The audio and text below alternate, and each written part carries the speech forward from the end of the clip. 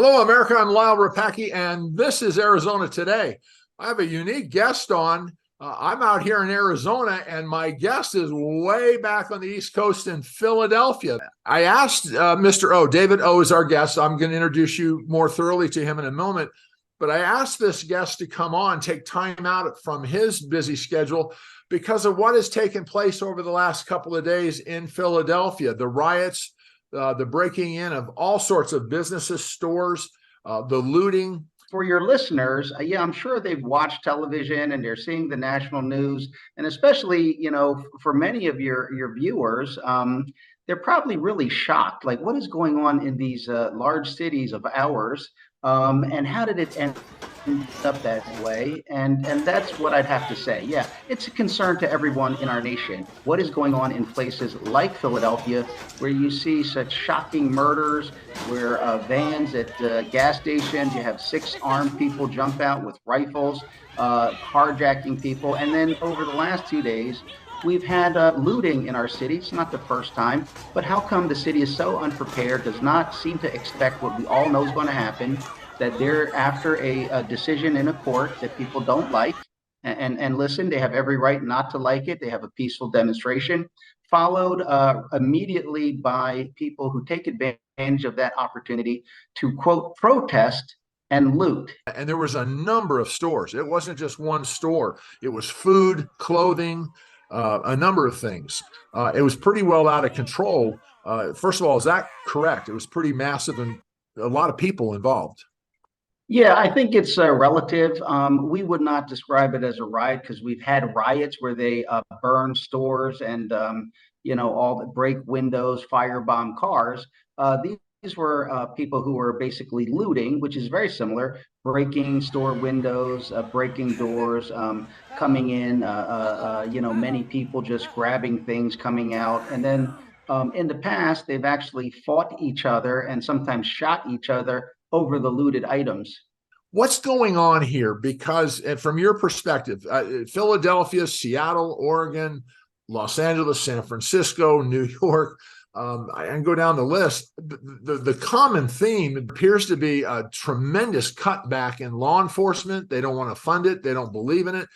And you go in and I think, I don't know how in your jurisdiction, but you can loot up to $950 and you're okay. You don't get arrested for that. If you're 951, I think you get a ticket.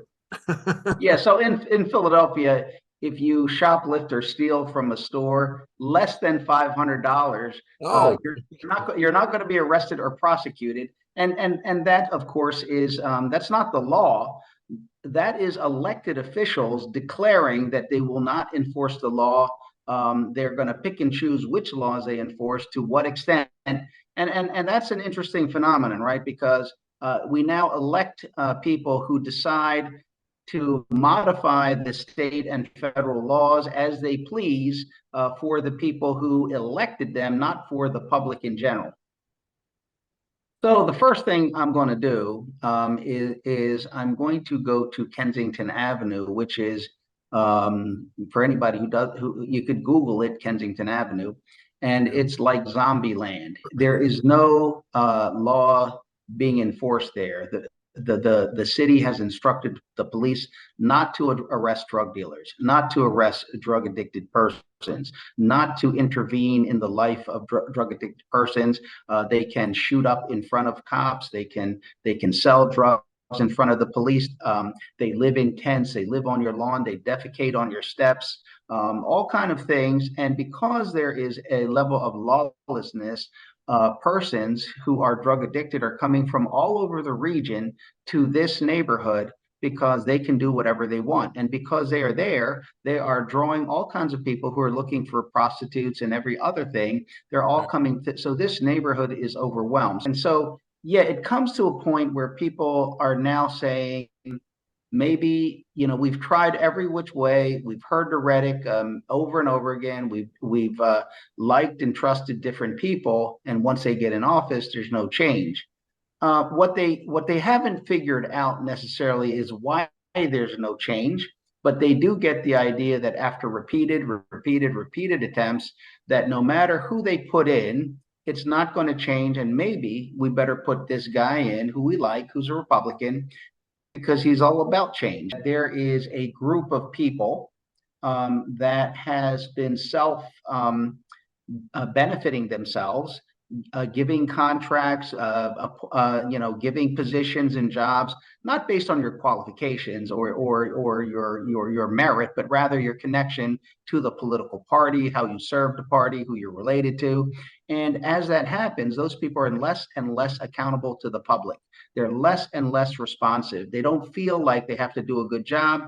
There's no consequences doing a bad job. So it's almost like a fraternity.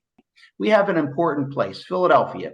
If we just let it keep going in this direction, not only will it ruin Pennsylvania and the surrounding region, it will be a hotbed of more activity that will infect the rest of our nation. So for those listening, please be engaged. And in my case, davido.com, DAVIDOH.com. You can find my information. You can support me. I need your support because I'm fighting a lot of money. I'm outspent 10 to 1, but we're in a tight and close race because of what we just talked about. People are sick and tired of the political establishment, the cronyism, the collusion, the corruption. They're tired of the poor performing government and the experimentation, doing away with things like policing and law enforcement. But whoever is there running these cities, they want to spread it out to the rest of the county, the suburbs, other states. They travel, they endorse, they help, and their goal is to establish a new order in our nation, and we can't let that happen.